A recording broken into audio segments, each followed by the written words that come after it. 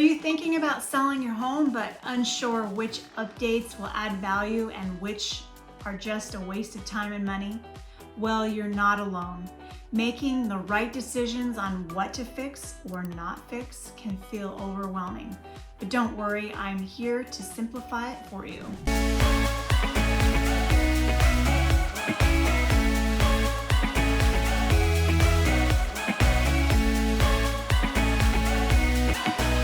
Hi, I'm Tori Fostier, your local real estate agent in Vancouver, Washington.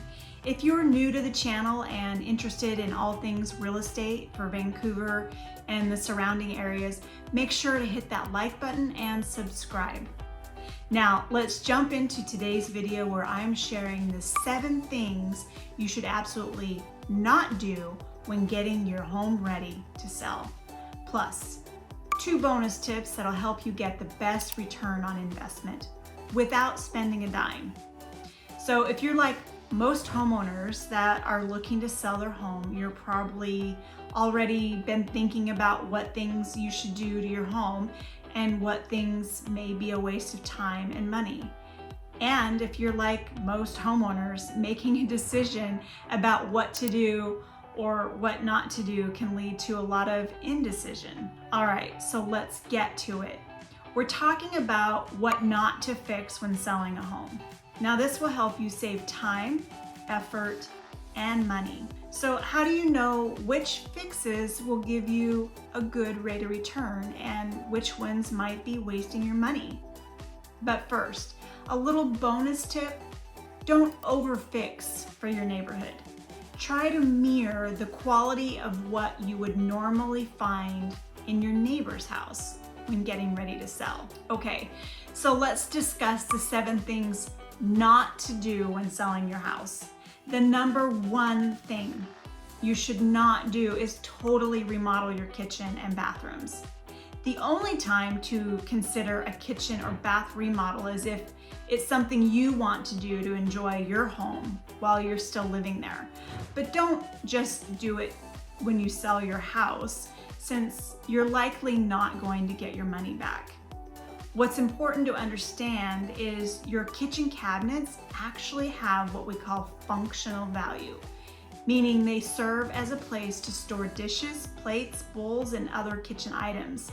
The real question is, what can we do, or can we do anything aesthetically to enhance the look and appeal without starting from scratch? The answer is yes, there is something you can do. There are some things you can do, such as paint the cabinets a nice neutral color or change the plumbing fixtures that have hard water deposits. You can also update the hardware on the cabinets and clean the kitchen thoroughly. In fact, both the kitchen and the bathrooms need to look and smell clean to get top dollar for your house. And as far as the bathroom goes, if the tub or shower looks old and tired, don't replace it. Clean it up or possibly reglaze the tub or shower. They'll actually look like brand new when it's reglazed, and it's relatively inexpensive to do so. Now, you can also remove wallpaper and paint, update the lighting and plumbing fixtures and hardware without breaking the bank. A little facelift can go a long way, so keep in mind, only remodel a kitchen and bathroom if it's something you want to do in order to enjoy your home while you're still living there. Okay, number 2, don't replace the roof. If you have leaks, you do need to get those fixed. That's important. But don't replace the roof just because you're selling your house, unless it makes more sense to do so. The age of the roof is a big deal. If it's near the end of its useful lifespan, it could very well become a negotiating point.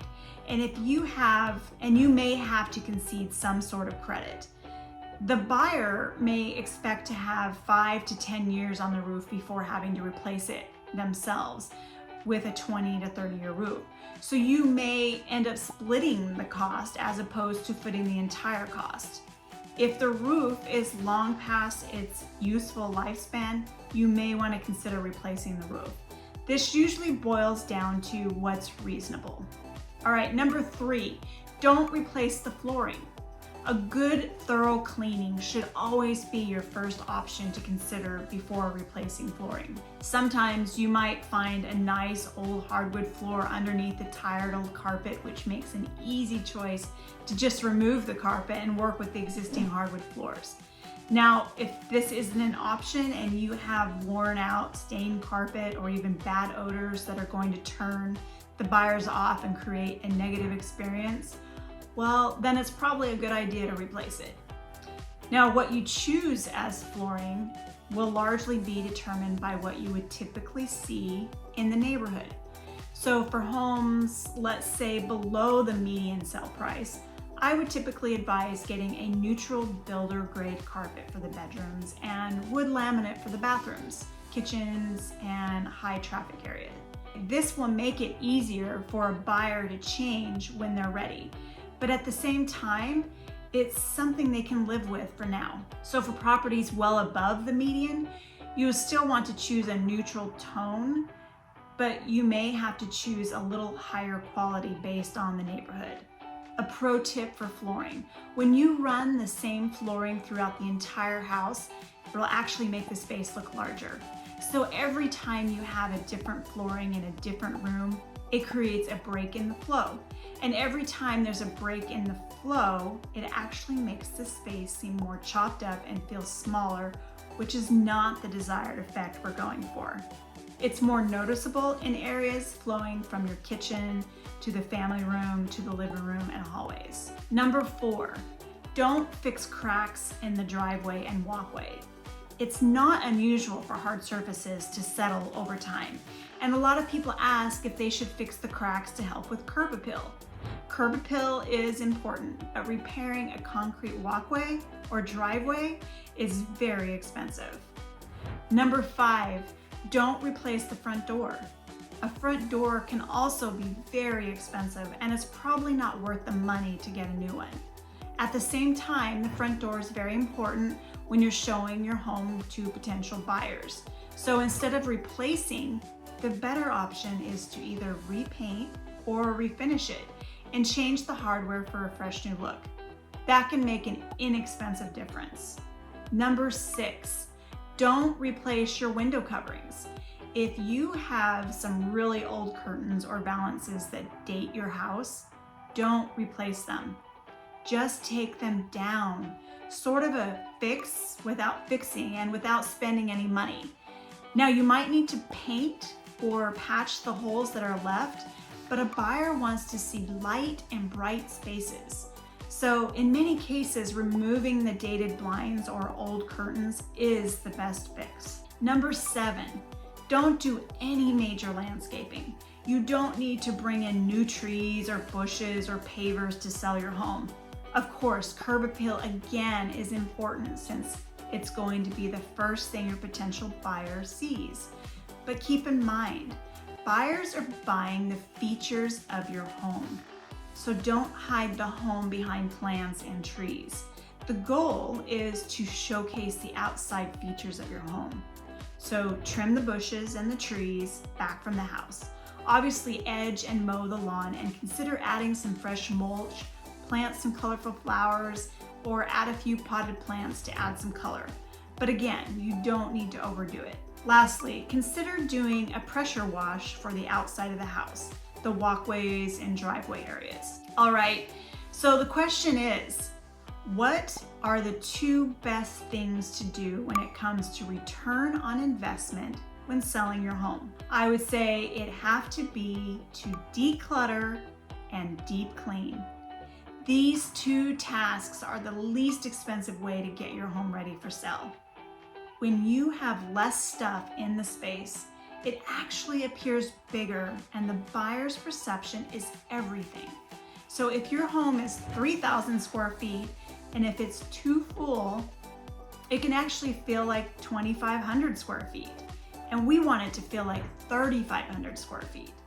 So when buyers are comparing homes, they're basing their decision on how the space feels. Another aspect to consider is furniture placement. You never want to block any doors or windows or even fireplaces. The buyers are buying the features of the home, They're not buying your furniture, but the furniture placement helps showcase your home. All right, so one of the home selling cleaning mantras is, if it smells, it will be hard to sell. Needless to say, making your home look and smell clean is exactly what we want the buyer to experience. And aside from cleaning the kitchen, bathrooms, flooring, and windows, my pro tip is if you have tile counters and floors, cleaning the grout will give your kitchen and floors a real facelift and return that original shine. Thanks so much for watching. I hope you found these tips helpful. Remember, prepping your home for sale doesn't have to break the bank. It's all about focusing on the right things. If you found this video valuable, don't forget to give it a thumbs up and share it with anyone you know who's looking to sell their home. And of course, if you have any real estate questions, drop them in the comments below. I'd love to help. For more insider tips on selling, buying, or anything real estate in Vancouver, Washington, hit that subscribe button and ring the bell so you won't miss any of my future content. Until next time, I'm Tori Fostier, your Vancouver real estate expert, and I'll see you in the next video.